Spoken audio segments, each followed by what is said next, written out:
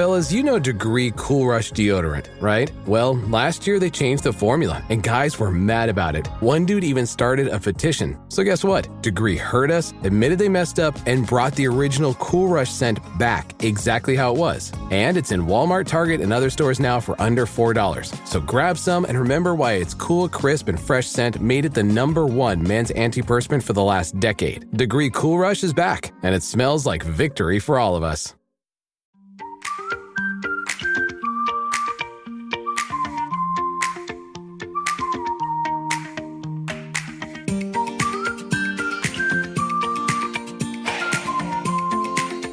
And welcome back to Realistic Sustainability. I keep wanting to say educational shorts, but it's just a short. This is the Hawaii day 7. We're almost done, guys. So if you're skipping over my Hawaiian descriptions, I apologize, but we're almost done. There's only one more after this, and that's if Jamie doesn't hold against me the coconut episode or this one, because she's now talking about wanting to do a rebuttal, or the four of us get together and talk about some of the other things that happened, and where they can defend themselves against me making Jamie leave the coconut or this episode here. You'll see why shortly. But first things first, this episode is brought to you by Earth Roast Coffee. Earth Roast works directly with farmers, focusing on ethical practices, and ensures that their product will leave a positive mark on the environment. Each bag you buy promotes ethical farming, fair wages, environmentally sound agricultural practices, and environmentally sound agricultural practices. On top of all of that, they also plant a tree for every bag sold, which means that when I bought my first bag, there's a tree out there because of me. They've also forged strong partnerships with marginalized communities to help them have a stronger future.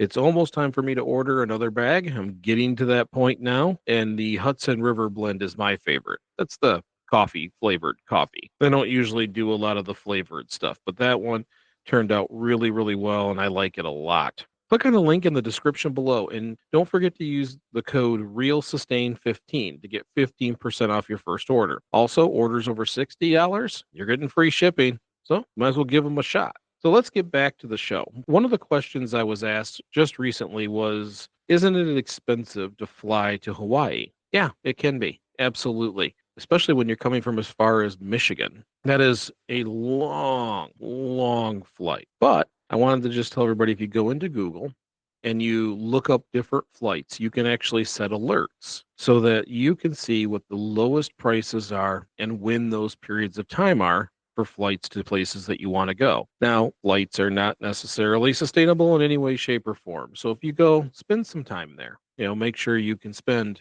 8, 9, 10 days so that you get that full relaxation of a vacation if you're going to take a flight that long. But you can. So, for example, from Detroit to Kona, I get alerts on a regular basis where it shows flights as low as $400 to get there and back. So any place that you want to go in the US, go into Google and just set an alert and see what the most cost-effective period of time is. Plus, it's cost-effective because less people are going, which means that you're filling a seat that would probably be vacant on a flight. So that helps too. Anyways, day 7 was one of the best days, in my opinion, on the island. It was one of those well-planned Jamie and Nicole days where everything was already scripted, but it felt like, I don't know, it's one of those days that like you blink and it's time to go home. So for me, I love talking about this day. I love reliving this day. We started in the Hokena Beach. That's Ho''Okena Beach, which is also called the Gray Sand Beach.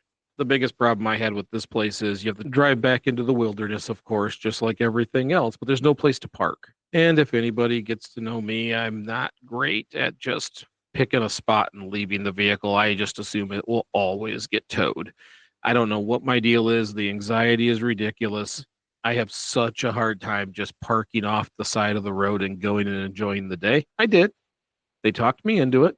We did park in a non-parking spot, not a no parking, but it just wasn't an obvious parking spot. And I spent the first half of the time out there peeking over the rocks to see if the Jeep is still there. So keep that in mind. Even though this was a beautiful spot, it is a public beach, but we ended up leaving the beach and walking down the coast as we always do because of all the lava-filled areas. The cool things about that spot is, yes, it had the tide pools, but it also had these huge blowholes. So water would come in, and you're probably, I'd say 30, 40 feet away from the coastline, but then it would obviously fill with pressure underneath and come shooting up where we were.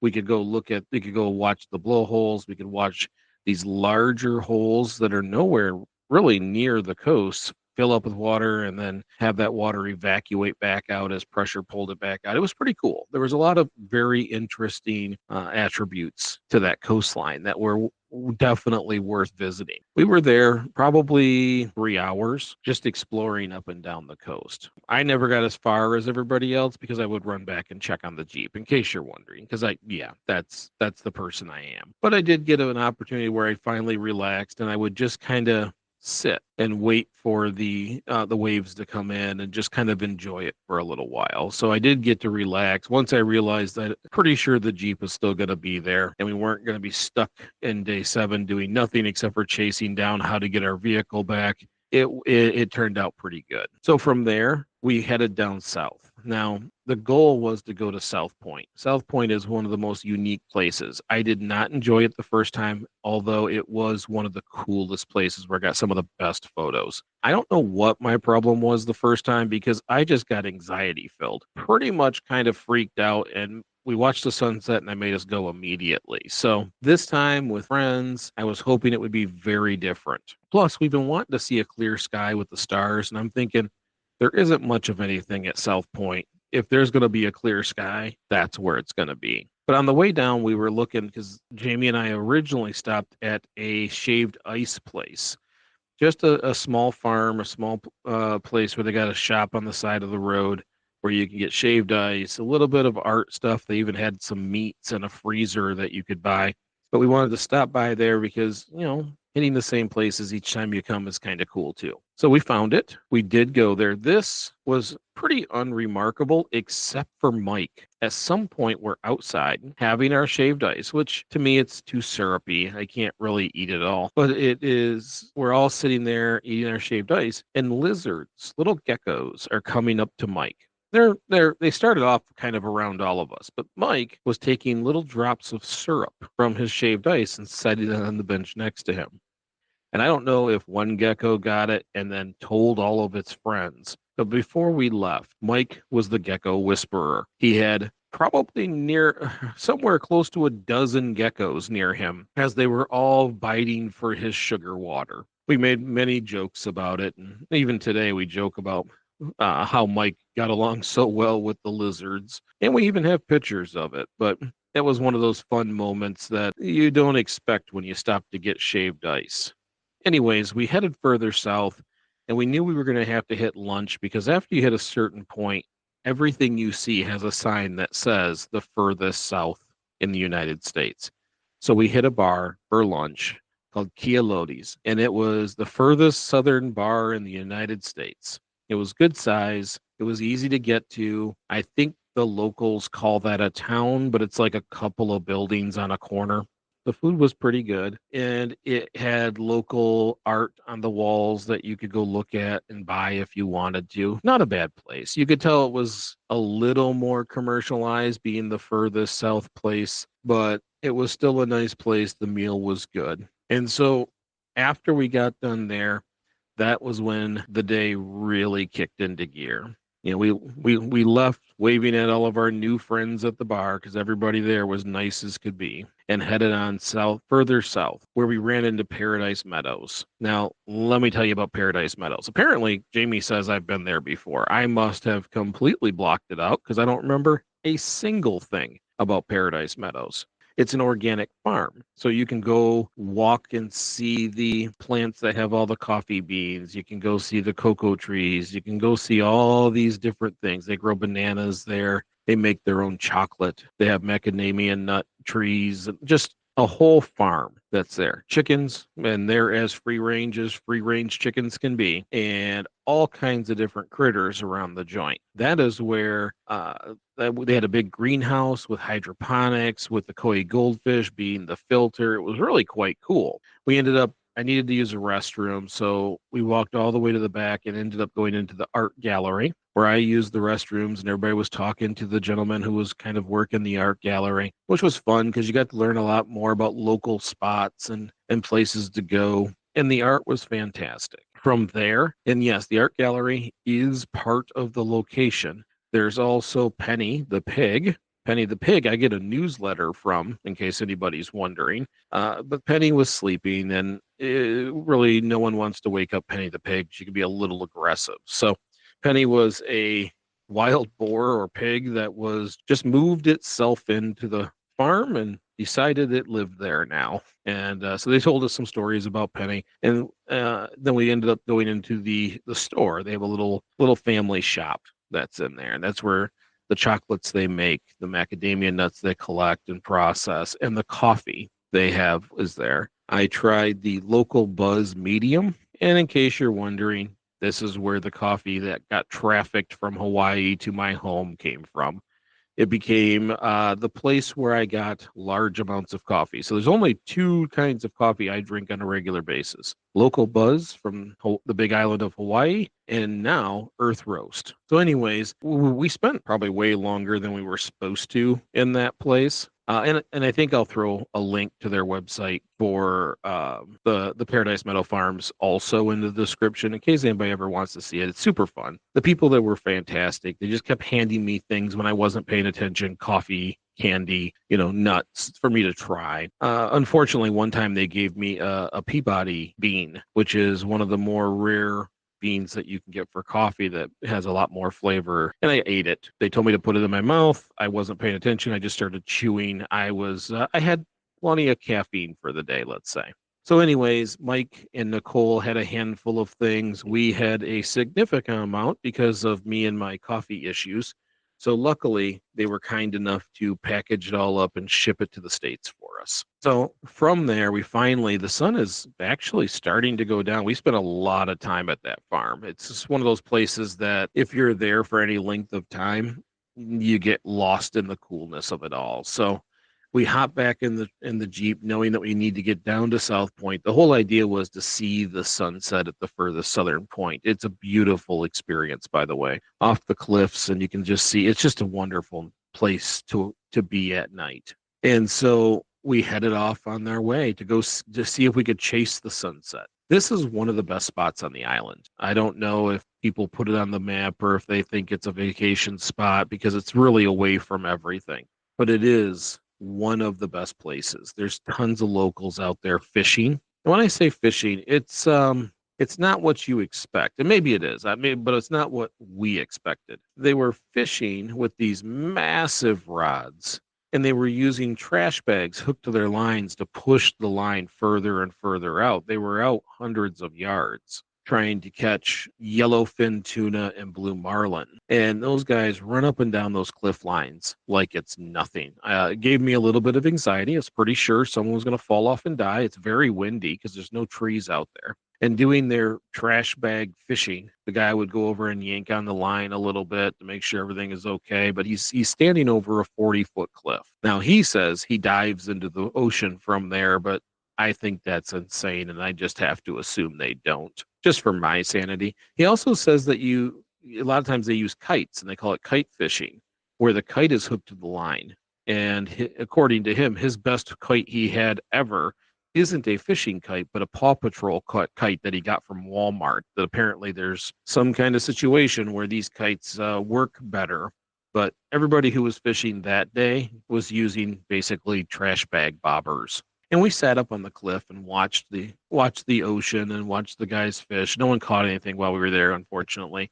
They were just saying that it's a little more rare. Yes, you'll catch a few, but it's for those yellow fins and the marlins, you're talking a couple a month. But then again, they also can get anywhere between $3,000 and $8,000 for each one they fish when they take it back to town. So I guess not a bad deal. The rock formations were amazing. They were fun to climb across. We saw sea turtles while we were there. There was even a spot a little further back where there's a cave under the ground and feeds this hole in the ground where Mike decided to climb down there and act like he was going to dive into the water. I truly believed he was going to dive in, which he didn't because that would probably kill him. But it fills with water, and then the suction as the ocean backs up, it draws it all back out through the cave and back into the ocean. It's really fun to watch. It has this kind of a suction sound and a crash of the waves. It's a neat spot to be in. Now we walked down that coast waiting for the sun to set, and it was getting there. It was starting to get a little darker. We went to go to the furthest southern point. This is where the last time I went with Jamie, she was like jumping from rock to rock, trying to get as far south as she possibly could so she could tag herself in Facebook at the furthest southern point she could get to in the hopes that her brother will never go and get further down. So, of course, Jamie and Mike have decided they are going to go as far south as they can and see if they can get further than what she got last time because, safety. But what they didn't realize, and this is going to be a debate, I'm going to try not to turn it into a big deal with a whole show dedicated to rebuttals of these things. But Nicole and I, when walking over there, noticed that Mike and Jamie had crossed this fence line. Now, there is a mound off to the left, but then there was more lava and beach to the right. But it looks like that sign line goes all the way down. And it was ancient burial grounds. So, me being me and Nicole being Nicole, yelled at Jamie being Jamie and Mike being Mike about getting back over on this side of the fence, that they are running around on ancient burial grounds. And I will tell you right now, they will defend themselves and say they were never on the ancient burial grounds. They said that is the mounds, as if they've studied this in some way, but they believe they avoided all the burial grounds. Nicole and I kind of begged the difference. Once we got them back over this side of the fence and hopefully not, being haunted for the rest of our lives, we found a nice spot to just kind of chill out and watch the sunset over the horizon. It was absolutely stunning. It was gorgeous. The people there are all just cooking food over top of their open fires. They're sitting there having beers, having a great time. What an amazing life to just be there all the time. Now, I don't know if you just lose the appreciation of what it is when you're there all the time, but it is one of the most beautiful spots on the planet that I've ever been to. It is windy. There isn't a lot of trees. There is some desert areas, beach areas, it is a unique spot to kind of go and explore. So then we decided to stick around and just see what it's like at night, watch the stars. If you're on my Facebook, you've seen tons of photos. We were using the night capture options in our cell phones and trying to see if we could get an excellent picture of the stars. And we got some really, really cool photos. But it is windy. It is loud, so you couldn't really do video. And the wind kicks up at night and it starts blowing the sand. And we ended up just laying on the ground and staring at the stars for about an hour, maybe a little bit longer, and just enjoying the moment. And then we laid off on the other side and just watched the hues disappear over top of the horizon. It was just an amazing day. That's one of those life is good. We were in an amazing place. We got to explore wonderfully intriguing areas with some of the best people we know. Our friends, Mike and Nicole, I would hang out with them every single day if I could. It was just an amazing day. I wish I could explain this better so that, like, if I had the words to express the natural beauty of South Point, I don't feel like I can get across what it's like to be there. It is an amazing experience. Matter of fact, I'm not even sure I really could express how awesome Paradise Meadows was. That whole day was filled with really, really cool experiences. And I envy the people who all live at Paradise Meadows and work there. What a fantastically simple and enjoying and fulfilling life. What a perfect day. That's all we had for you today. And let's not forget that this episode was brought to you by Earth Roast Coffee. It's one of the two coffees I drink, the local Buzz coffee from Hawaii and this one, Earth Roast. If you'd like to try this ethically sourced coffee in all of its flavors, click on the description or click on the link in the description below. And don't forget to use realsustain15 in the coupon code and get yourself 15% off. You'll love it. Well, at least I love it. The Hudson River blend. That's my favorite. And I think you'll love it too. If you've enjoyed this episode, consider sharing it with a friend or on social media. If you haven't already, click the like or follow on this show. We've had a nice little spike of people doing that. So it'd be great if you could too. If you'd like to follow Jamie and I's adventures, you can join my Facebook or any other of my social medias. Find me personally on Facebook at michael.nazarian.79, or you can find me on TikTok at realsustain, or YouTube, Instagram, Threads, and BlueSky at realsustaingyl. And remember, we're just trying to get a little bit better. Little bit, big bit. Thanks again, and we'll talk soon.